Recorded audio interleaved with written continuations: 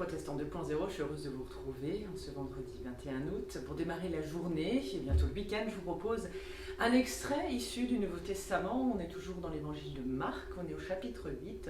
Et c'est Jésus qui se fait interpeller par ses disciples et aussi par les pharisiens.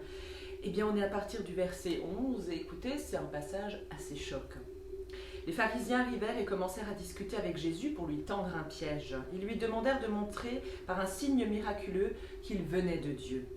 Jésus soupira profondément et dit « Pourquoi les gens d'aujourd'hui réclament-ils un signe miraculeux ? Je vous le déclare, c'est la vérité, aucun signe ne leur sera donné. » Puis il les quitta, remonta dans la barque et partit vers l'autre côté du lac. Les disciples avaient oublié, eux, d'emporter des pains. Ils n'en avaient qu'un seul avec eux et il était dans la barque.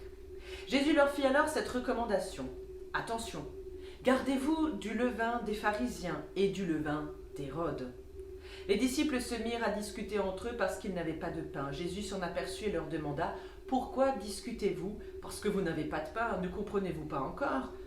Ne saisissez-vous donc pas? Avez-vous l'esprit bouché?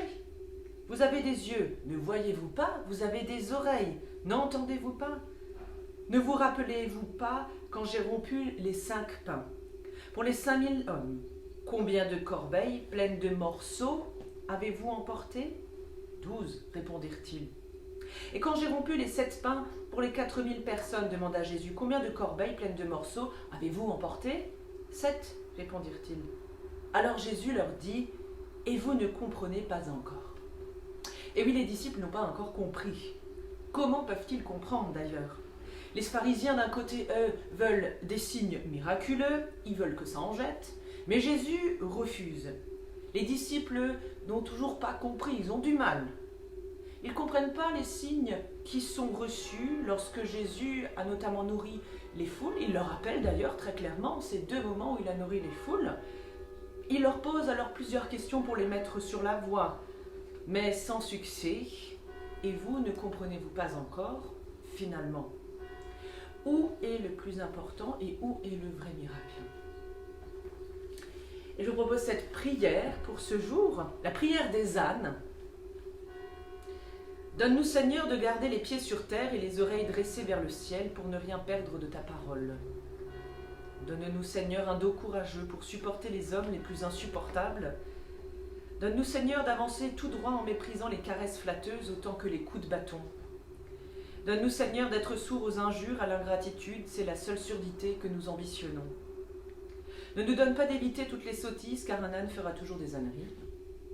Donne-nous simplement, Seigneur, de ne jamais désespérer de ta miséricorde, qui est gratuite pour ces ânes si disgracieux que nous sommes tous. À ce que disent les pauvres humains.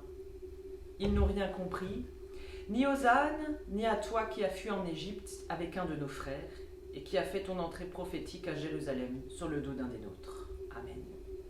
En vous souhaitant un super bon week-end, une belle journée, et je vous dis à demain pour la prière du petit-déj, et rendez-vous dimanche à 11 h en vidéo avec une petite méditation proposée par un collègue de notre union d'église, et vous verrez, ce sera une spéciale dédicace au VTT, la randonnée, mais aussi à la mission.